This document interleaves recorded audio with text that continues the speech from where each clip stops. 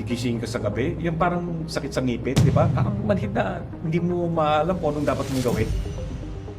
Namamanhid yung kamay, tapos nakakahulog siya ng baso o mga gamit-gamit. Bilib na bilib yung mga pasyente. O ito, mas manhid to, no? Ito, mas okay to, no? O ano? Do exercise ka rito. Carpal tunnel syndrome exercises. Magandang araw sa inyo mga health conscious na kababayan natin. Today, dito sa medico.ph, pag-uusapan natin yung isang condition na increasingly nagiging common complaint lalo na sa mga younger professionals or even older people. Ito yung tinatawag natin na carpal tunnel syndrome. Malamang narinig nyo na yan sa buhay nyo kung nag-o-opisina kayo. Parang napaka-common eh. So Doc, good afternoon po. Good day, sir. Carpal tunnel syndrome, ano po ba ito sa paraan na kumbaga madaling maiintindihan ng normal na taong kagaya ko? Hati-hatiin natin. Ang carpal, kamay. Ang tarsal, paa. So, tunnel. Dito yung tunnel. Dito? May parang talukap yan. Kaya nagkaroon ng tunnel. Ang syndrome, sign siya, parang ganon. So, ano yung carpal tunnel syndrome? Is that may nerve tayo, ang tawag dyan, median nerve, dito dumadaan. Ang ulnar nerve dito dumadaan sa labas ng carpal tunnel.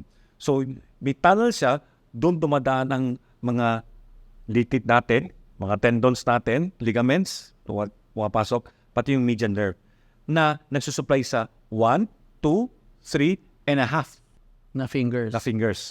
Now, ano yung syndrome? Dahil namamanhid siya. Tapos, itong masa sa ito, lumiliit.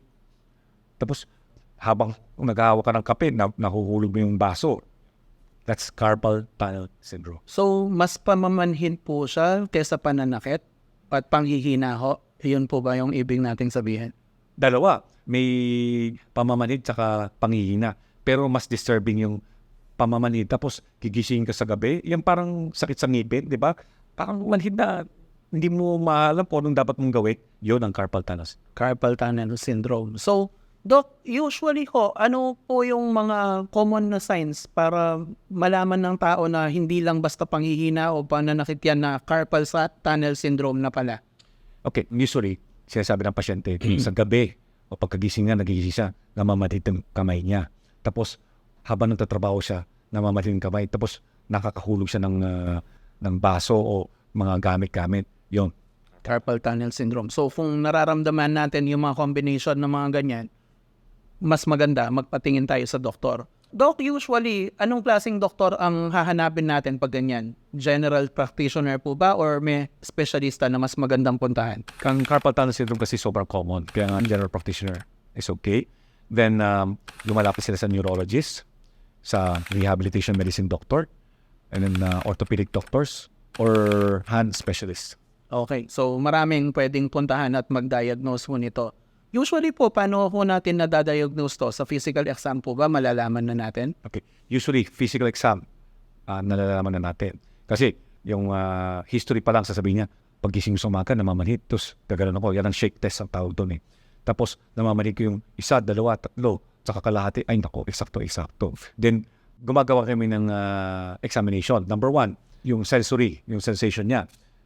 Ito, manhid. Ito, mas okay. Bilib na bilib yung mga pasyente. O ito, mas manhid to, no? Ito, mas okay to, no? O ano? Pati siya, hindi niya alam. Kasi 1, 2, 3 and a half usually ang serve ng median nerve. Then after that, ang ginagawa ng prayers test. Paghuguman niya. Pagkano, ginagawa namin pasyente, 2 minuto. So, dahil naiipit yung nerve, kasi malita nga yung nerve, may sakit nga yung nerve, pinaiipit ko pa. Hindi lalo mamamanhid. Namamanhid ako, lumalabas na yung pamamanhid. Or reverse prayers or valence test. Namamanhid yun. Ayun ang common. Then, para makasigurado, may mga iba nagpapagawa EMG and CV na lalagyan ng kuryente sa computer, testing natin kung bumagal ang nerve. Sa akin, usually, pinagdiliban ko muna yan. Para, kumbaga, iwas gastos na rin ho sa Yes, sir. And usually, dun sa physical exams, alam na. Yes, sir. For the most part. Though, usually ho, ano ang nagdudulot nito para umabot sa carpal tunnel syndrome and may mga lifestyle or habits ba na naglilid para maging mas prone ng tao sa carpal tunnel syndrome? Oo. Lahat ng sakit natin, lifestyle eh. Pero ngayon, ang lifestyle ngayon is laptop disease ang tawag natin doon Kasi dahil sa kaka-laptop, pag nagla-laptop tayo, ito, nakaganito So, naiipit. Una-una, okay lang. Okay lang siya. Pero pag tumagal yun, araw-araw, 8 hours a day, nakaganon ka, pangit. So, dapat pag nagtatype ka, So, hindi nakalapit. nakalapat. Kasi may nerve siya na naiipit. Okay. Now, that's the broad. Overuse pa. Wari, luto ng luto. Kanina may pasyente ako. Luto ng luto. Yun, tayo injure. Tapos yung paghihiwa pa niya, yung knife, ginagano pa. Tatama. Matama. Or stapler. Stapler. Pero ka ng ganon. Lifestyle talaga. So, Or how ka cook, baka medyo prone ka or chef or Yes. matadero. Tsaka sa opisina ako. Yes, sir. Then, pangalawa, kung may diabetes ka. Kasi diabetes, tiyatama talaga yung ugat, yung blood supply sa nerve. Kaya nga, namamalit ang kamay natin. Ngayon, naiibit pa natin lalo. Hindi risk factor yung diabetes. Tapos kung medyo chubby tayo, obesity, isa na yun. Then, rheumatoid arthritis.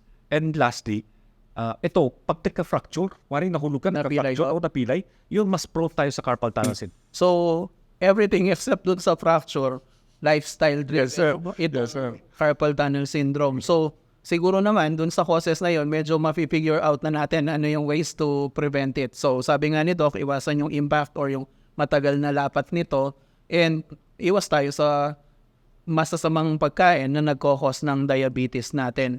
Doc, kung hindi maiiwasan na nasa office ang trabaho natin, talagang yan ang kabuhayan natin, meron bang pwedeng gawin ng tao maliban dun sa nakaganyan na pagtatype? Mas maganda ko ba na every few minutes tumatayo siya or may exercise po ba? Yes, sir. Ang usually, lalo pag susulat, may mga iba gigil na gili. So, gawin mo, Madiin talaga. dahan-dahan lang. So, usually, sinasabi ko nga 20 minute rule. Every 20 minutes, rest 20 seconds lang. Diba? Then, do exercise ganito. Ganito ang exercise namin. Carpal tunnel syndrome exercises. Tinutulak namin. Pagkatulak namin ito, naluluwag So, nakakapaghinga siya. Or minsan shake. 1, 2, hanggang 10 to 20 seconds. Then, that's it.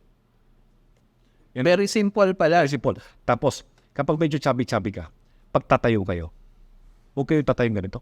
Ay, mabigat ka na nga. Lahat ng bigat mo na. nagte-press. Nako. Ay, tatayo ka, gano'n na lang.